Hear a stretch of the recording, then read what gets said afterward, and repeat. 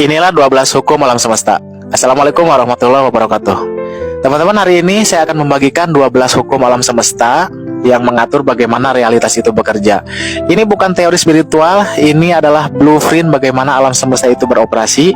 Dan perlu diketahui bahwa alam semesta adalah sistem yang dibangun oleh Tuhan di dalam mengatur jalannya kehidupan seluruh makhluk. Nah, ketika Anda memahami dan menerapkan hukum-hukum ini, maka hidup Anda akan berubah total. Kenapa? Karena energi Anda selaras dengan semesta. Mari kita mulai. Hukum yang pertama adalah hukum kesatuan ilahi atau the law of divine oneness. Segala sesuatu di alam semesta ini saling terhubung dalam satu kesatuan energi universal. Artinya, pikiran, perasaan, dan tindakan Anda tidak hanya mempengaruhi diri sendiri, tetapi juga orang lain dan lingkungan sekitar. Contoh sederhananya, ketika Anda bangun dengan suasana hati buruk dan marah-marah pada keluarga, energi negatif itu akan menyebar. Anak menjadi rewel ke sekolah, istri menjadi stres di kantor, bahkan tukang ojek yang Anda marahi menjadi tidak fokus berkendara. Dan sebaliknya, ketika Anda memancarkan energi positif, tersenyum pada tetangga, ramah pada tukang parkir, maka energi baik itu akan kembali kepada Anda berkali-kali lipat.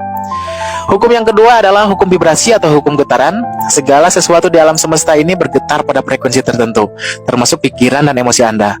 Pikiran positif itu bergetar pada frekuensi yang tinggi, pikiran negatif di frekuensi yang rendah. Dan frekuensi yang sama itu akan saling tarik-menarik. Contoh nyatanya, perhatikan orang yang selalu mengeluh, wah macet nih, bosnya galak, nasib sial terus. Mereka konsisten memancarkan frekuensi yang rendah, dan ternyata hidup mereka benar-benar menjadi penuh dengan masalah. Bandingkan dengan orang yang selalu bersyukur dan optimis, mereka seperti magnet untuk peluang dan keberuntungan. Mengapa? Karena mereka bergetar pada frekuensi yang sama dengan kesuksesan. Dan hukum yang ketiga adalah hukum korespondensi. Seperti di atas, begitu di bawah. Seperti di dalam, begitu juga di luar. Dunia eksternal adalah cermin dari dunia internal Anda. Kondisi hidup Anda mencerminkan kondisi pikiran dan hati Anda. Contoh konkretnya, coba lihat kamar atau meja kerja Anda. Jika berantakan, biasanya pikiran Anda juga sedang kacau.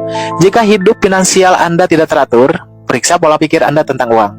Pasti ada ketakutan atau keyakinan pembatas di sana. Saya pernah melatih klien yang bisnisnya terus rugi. Ternyata di dalam hatinya dia merasa tidak layak sukses karena trauma masa kecilnya. Setelah dia menyembuhkan luka batinnya, bisnisnya langsung menguntungkan. Kemudian ada hukum keempat adalah hukum tarik-menarik atau the law of attraction. Energi yang sejenis itu saling menarik. Anda menarik ke dalam kehidupan Anda yang konsisten, Anda fokuskan. Tapi ingat, ini bukan hanya soal berpikir positif. Daya tarik bekerja pada level pikiran, perasaan, keyakinan, dan tindakan yang selaras. Contoh yang keliru, seseorang bilang, saya ingin kaya, tetapi setiap hari fokusnya pada ketakutan miskin. Dia membaca berita ekonomi buruk, membicarakan mahalnya harga, merasa tidak mampu, kritik pada pemerintah. Energi fokusnya itu pada kekurangan, bukan kelimpahan. Contoh yang benar, orang yang ingin kaya akan fokus pada pejuang, belajar investasi, bergaul dengan orang sukses, dan yang paling penting, merasa sudah layak untuk kaya. Energi totalnya selaras dengan tujuannya. Hukum kelima adalah hukum tindakan terinspirasi, yaitu alam semesta membantu mereka yang mengambil tindakan diilhami. Bukan hanya berpikir atau berharap. Tindakan terinspirasi adalah tindakan yang muncul dari intuisi, bukan dari ketakutan atau tekanan. Tindakan yang terasa tepat meski logika belum sepenuhnya paham. Contohnya, Anda tiba-tiba merasa harus menelpon teman lama yang tidak kontak bertahun-tahun. Ternyata dia membutuhkan bantuan Anda, dan dari situ muncul peluang bisnis bersama. Atau Anda merasa tertarik ikut workshop tertentu tanpa alasan yang jelas. Ternyata di sana Anda bertemu mentor yang mengubah hidup atau mendapatkan ilmu yang menjadi terobosan di dalam bisnis Anda. Tindakan terinspirasi selalu mengalir dengan mudah dan membuka jalan yang tidak terduga. Kemudian ada hukum keenam adalah hukum transformasi energi. Energi tidak bisa diciptakan ataupun dihancurkan, tetapi bisa diubah bentuknya, termasuk energi pikiran dan emosi. Anda bisa mengubah energi negatif menjadi positif melalui kesadaran dan pilihan yang sadar.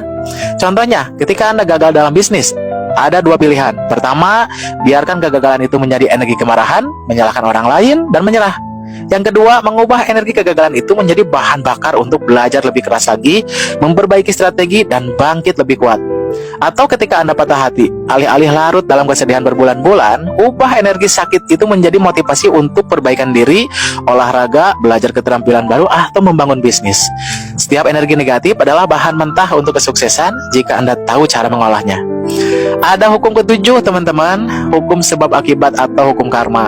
Setiap tindakan menghasilkan konsekuensi. Tidak ada yang terjadi secara kebetulan di alam semesta ini. Kalau hidup Anda sekarang penuh dengan masalah, itu akibat dari pilihan-pilihan Anda di masa lalu. Kalau Anda ingin masa depan berbeda, ubah pilihannya hari ini. Contoh sederhana, orang yang rajin berolahraga dan makan sehat sejak muda akan punya tubuh fit di usia 50 tahun ke atas. Orang yang malas dan makan sembarangan, itu akan sakit-sakitan di kemudian hari. Nah, di area karir, orang yang konsisten meningkatkan keterampilan dan jaringan itu akan mendapatkan promosi atau peluang bisnis.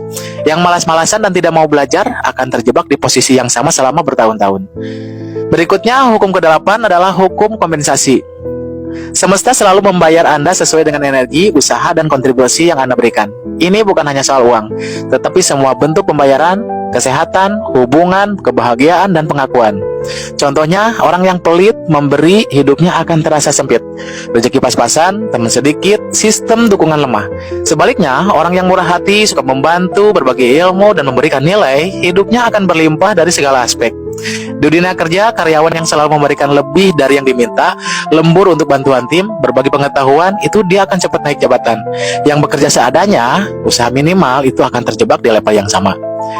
Berikutnya, hukum ke-9 adalah hukum relativitas. Tidak ada baik atau buruk secara absolut, semuanya relatif tergantung perspektif dan konteks. Apa yang Anda anggap masalah besar mungkin masalah kecil bagi orang lain. Apa yang Anda anggap kegagalan bisa jadi batu loncatan menjadi kesuksesan.